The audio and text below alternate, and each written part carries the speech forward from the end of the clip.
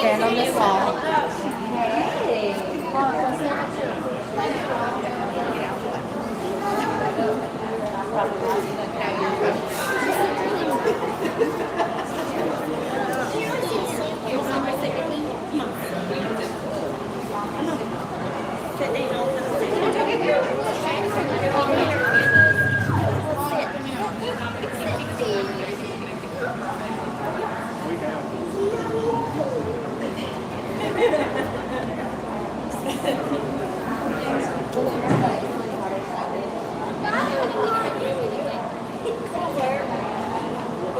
Blair, come take a shot.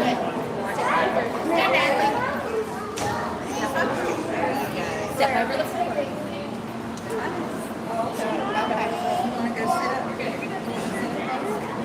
Good morning, everybody. Welcome to the Alabama Aquarium. Is everybody getting ready for Halloween? All right. Well, we're going to do some spooky underwater pumpkin carving for you today. Wait, we're going to do what? Yes, we are in fact going to carve pumpkins underwater. Our scientific diving team is behind the scenes right now getting ready, and in a few minutes, you'll see two divers get in the water to carve a gourd underwater. All right, so they'll be scuba diving. Does anybody know what scuba diving is? Or first, are there any scuba divers in the room? Fantastic. Any snorkelers? Swimmers? Okay, cool. Well, first, I'd just like to start by introducing Mendel Graber, the director of the Alabama Aquarium. My name is Chris. I'm the diving safety officer here for the Alabama Aquarium, which means I'm in charge of training and supervising all of our divers. Some of our divers dive here in the aquarium to take care of our fishes and other marine life, but most of our diving happens out in Mobile Bay or in the Gulf of Mexico, now called the Gulf of America. All right. So what things do scientific divers do? Or what things do scuba divers do? Anyone? Well, mostly we observe and gather data. Does anybody know what data means as a scientist? All right, we count things, we measure things, right? Sometimes we place scientific equipment underwater, but we are in the water for a specific purpose, not just to have fun, but in fact to do science underwater. So you can be a scientist on land, or if you use scuba diving, you can be a scientist underwater. All right. Now, our divers won't be able to speak to you like I can, but we may be able to write messages to them and show it to them through the glass. Can you write underwater? Anyone? Yeah, we can write underwater, not using paper, but using a slate and a pencil. And Mendel has a couple slates. So if you would like to prepare a message for one of our divers, please feel free to take a slate, write really big so that they can see it. And then also, during our break, when we have a transition between divers, I'll be able to explain to you some of our scuba equipment. We have a set of it out here as an example, next to Mendel, and she's also standing next to our dive flag or dive basket. There are two flags on that basket. Anyone know what they mean? Diver in the water. Yeah, so the red and white flag is diver down or diver in the water, used mostly in the United States. What about the blue and white one? Do we have any professional mariners, captains in the room? Okay, the blue and white one also indicates diver down, diver in the water, but in a commercial context. So if you are on an offshore vessel, that is International Code Flag Alpha. It means the same thing. We have divers in the water. Please stay clear for their own safety. All right. My dive team's still getting dressed. They're going through their safety checks. They should be in the water here in a moment. I might step away, Mendel, if you could take over just for a moment. And then I'll come back out once our divers deploy and are in the water.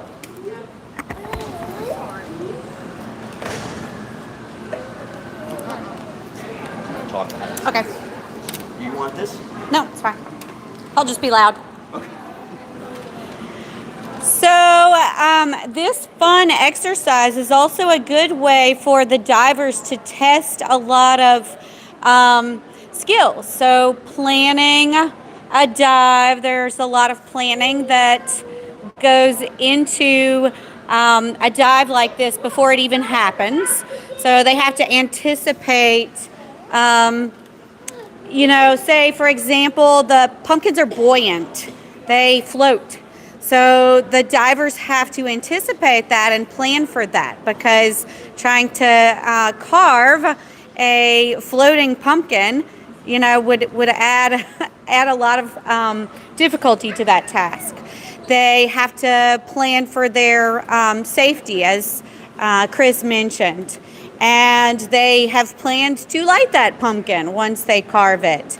It also helps them practice their fine motor skills. If you think about these divers, they are underwater, looking through masks. And if any of you have ever carved a pumpkin, you know that carving a pumpkin when you're not underwater and looking through a mask takes some fine motor skills and can be challenging. So that they're practicing this, and they have to work underwater. Sometimes they're also wearing gloves. So in addition to being in water, looking through the mask, they may also be wearing gloves. So it just adds some layers of complication to working underwater. They also practice communication. So communication with each other.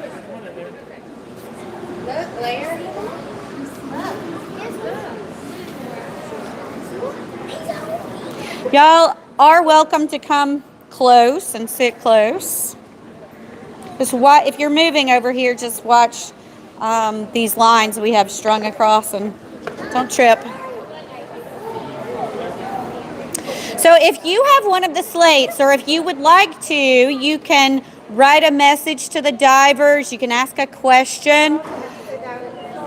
You want to write it as big as you can in the room that you have on the slate, so that they can see it and read it.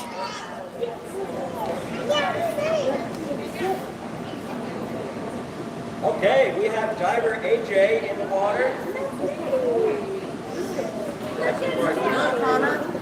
Chris, you may want to flip that back on.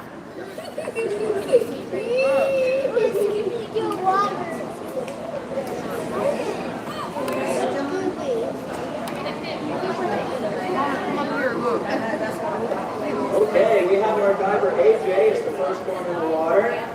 His dive buddy will be following him. We always dive in dive buddy teams, always with a partner. We never scuba diving by ourselves, both for safety and for fun-related purposes.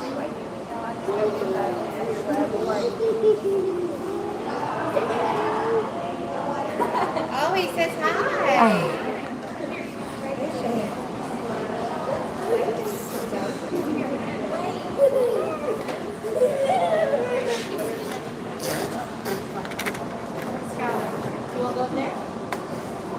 Just be patient. He'll look around and he'll see that you have a slate.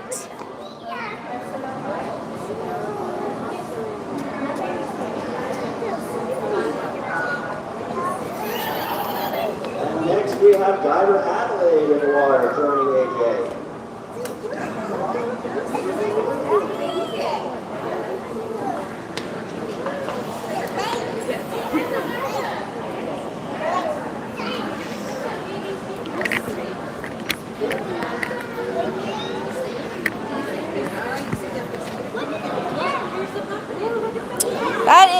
That is a lead weight that she just stuck in that pumpkin.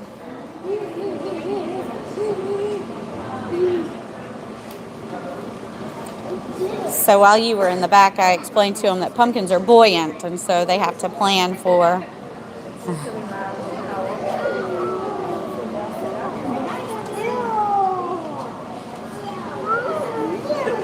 I also heard you discuss that it was a good training tool. I don't want to be redundant. That's fine. You could probably also add detail to Well, but it's Dad. that Right? explanation. I'd be scared too.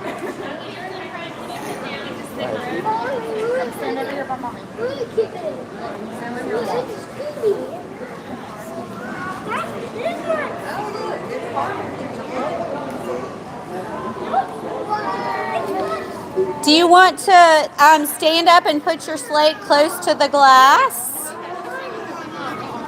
Put it close to the tank.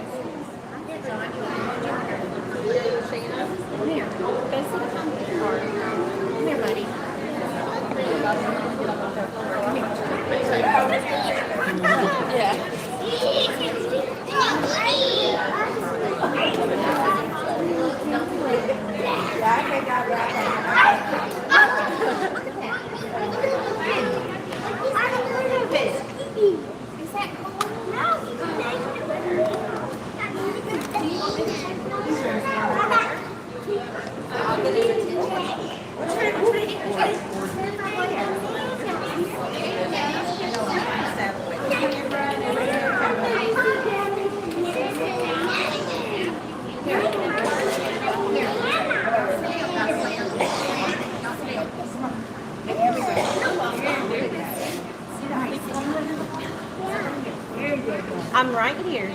Okay. You're welcome. I'm right here, buddy.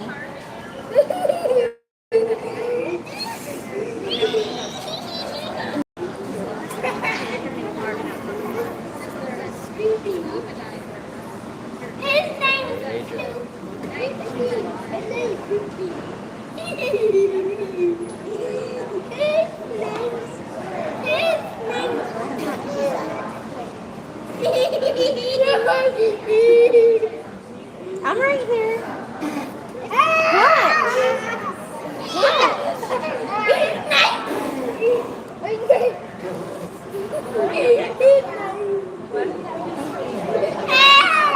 So Chris mentioned that they do some equipment, some instrumentation deployment. That's one of the sort of categories of tasks that our scientific dive team does. Chris, can you tell them a little bit about what kind of instrumentation and what that deployment would involve? Sure. So I'll go back on the mic. Our exhibit actually recreates what you're looking at above you, which is the underwater environment of Middle Bay Lighthouse. Middle Bay Lighthouse is a famous structure in the center of Mobile Bay. And back in the day, of course, it served as a lighthouse, but now we use it for some of our oceanographic instrumentation.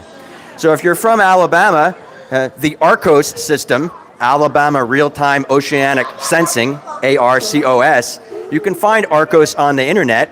And at Middle Bay Light, we have instrumentation both on the surface that measures air temperature, wind speed and direction, rainfall, and then underwater, our divers deploy instrumentation that measures water temperature, salinity, current, water movement, and our divers are needed to help maintain that equipment. So as Mendel noted, that's one of the tasks of a scientific diver, is to deploy and maintain scientific equipment. Adelaide's joined the conversation now. If you're not using a slate and you want to talk to our divers, this is the sign to ask a diver if they are okay. If they are okay, they'll respond to you and say, yes, I'm okay. What do you think they might say if they weren't? They would say, hey, something's wrong, I'm not okay. All right? Pretty rare, but divers have a whole set of sign language vocabulary that we can use to communicate with each other when we cannot use a slate or voice communication.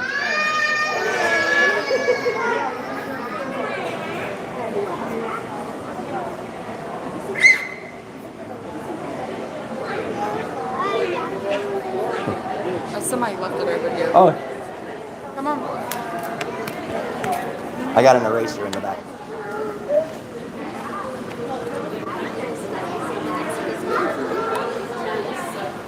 So I'm not sure if Mendel mentioned this or not, but we're actually going to do this 2 times. We have 2 teams of divers. So if you need to step away for a few minutes, don't worry, right? There'll be a whole second pumpkin and second team of divers around after we complete this one. When these divers are done with the carving bit, they're going to put some glow sticks in the pumpkin to make it look spooky. And then I'm not sure, Mendel, with the aquarists, would you prefer to leave our jack-o'-lanterns inside the exhibit? All right.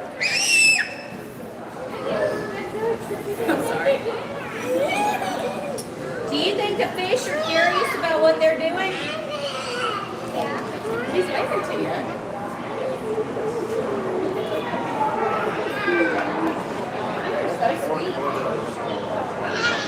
Can anybody figure out what our diver AJ is carving as a pumpkin?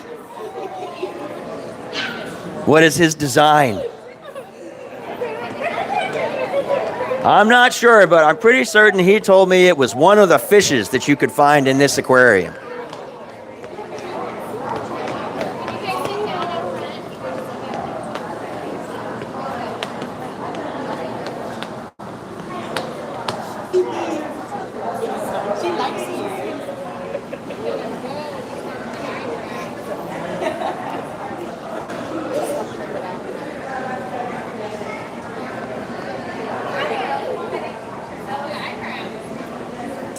And if anyone would like to do their own aquarium-themed pumpkin, we will have some templates online.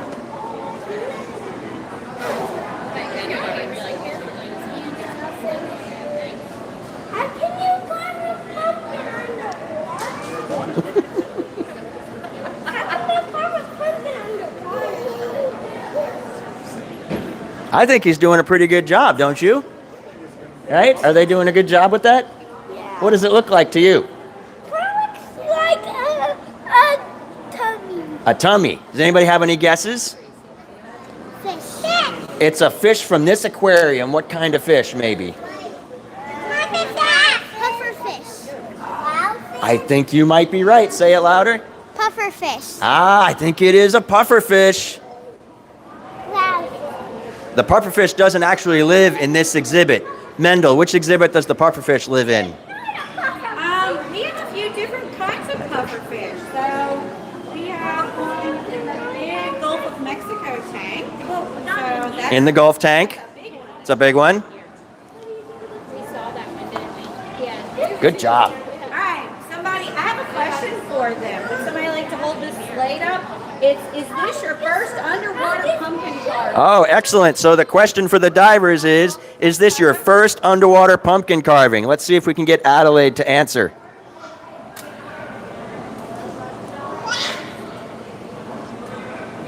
Adelaide's first. I don't know if AJ will look. You may be too focused. Tap on the glass.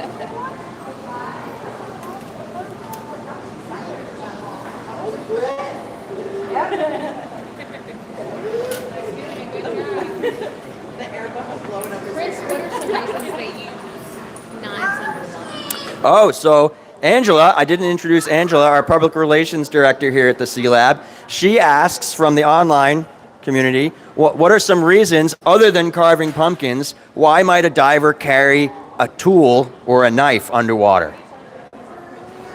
What did he say? If a fish gets stuck under it. Oh, to rescue a fish. Yes, that is possible. We could rescue a fish from a net if we had a knife or a cutting tool. Any other reasons? Well, there's a lot of fishing activity here in Mobile Bay in the Gulf of Mexico.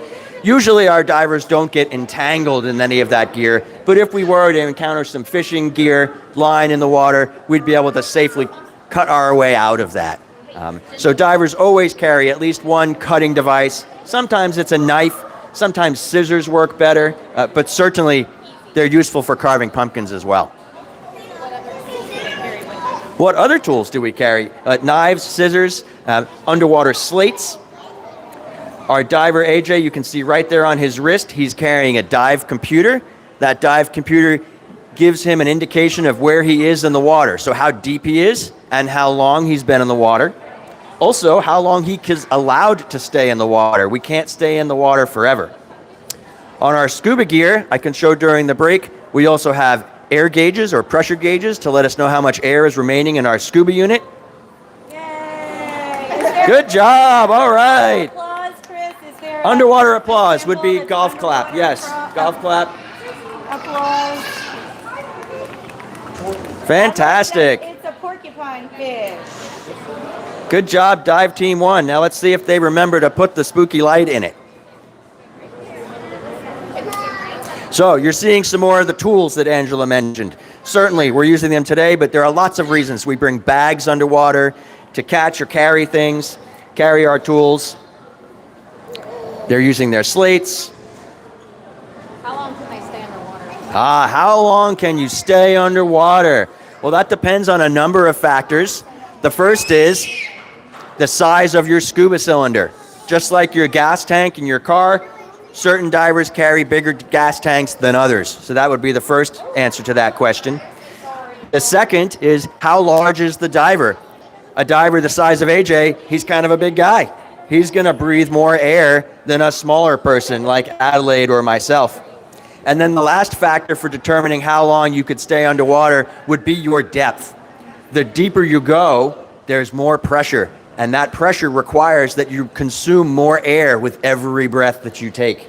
You don't know it, but the physics of diving make it so that every breath you take in 30 feet of water is equivalent to taking 2 breaths on the surface. And then more and more as you go down. So at 66 feet, it would be the equivalent of taking 3 breaths at the surface. The other way to think about that is in 30 feet of water, his gas cylinder will only last half as long. In 66 feet of water, it will only last a third of the amount of time. 99 feet of water a quarter of the amount of time. Our divers today are also wearing these small little cylinders called spare airs. And this is a requirement because what we're doing today isn't really science diving, right? And so each of our divers has to have a completely independent reserve breathing gas supply.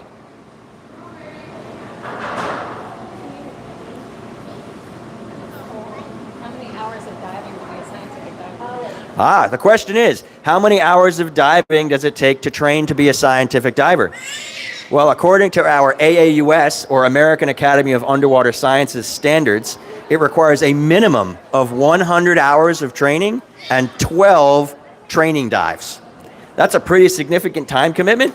And so our divers today are enrolled in our academic diving course here at the Sea Lab. It's an entire semester of diving. We meet 1 to 2 days a week for 14 weeks. We conduct classroom exercises. They do a fair bit of homework. And then, of course, we go out into the real environment, either in the pool, here in the aquarium, or in Mobile Bay and the surrounding waters to conduct actual training dives.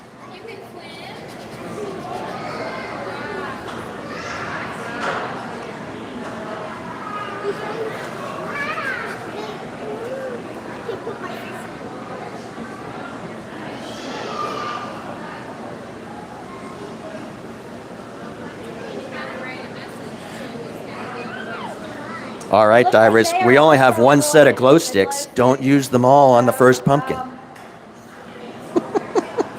think he's gonna have to weigh them down so they don't float out of the pumpkin. But Or maybe just wedge them.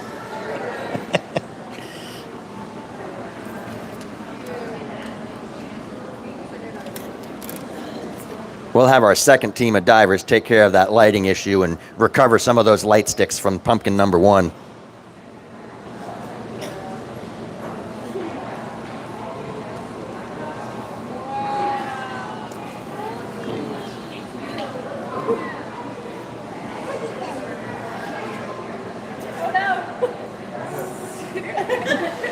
So as Mendel noted, this is a training exercise for our divers, and the first thing they had to figure out when they were planning this and plan for is that pumpkins actually float.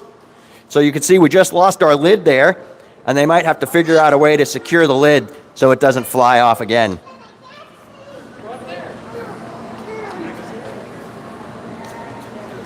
So I would imagine that as much as you plan and you try to anticipate, you also have to be prepared to respond to things that come up while you're underwater. So are there some examples that you could mention?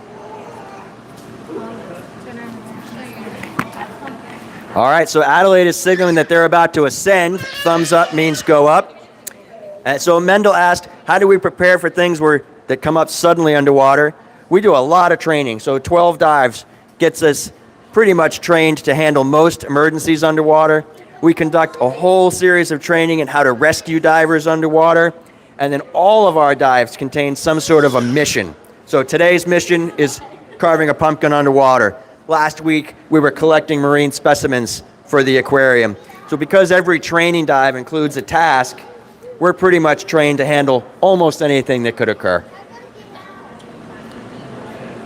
All right, I'm going to step away and help with our dive team transition. Then I'll come back out and talk about some of our dive equipment before we get ready for dive number 2.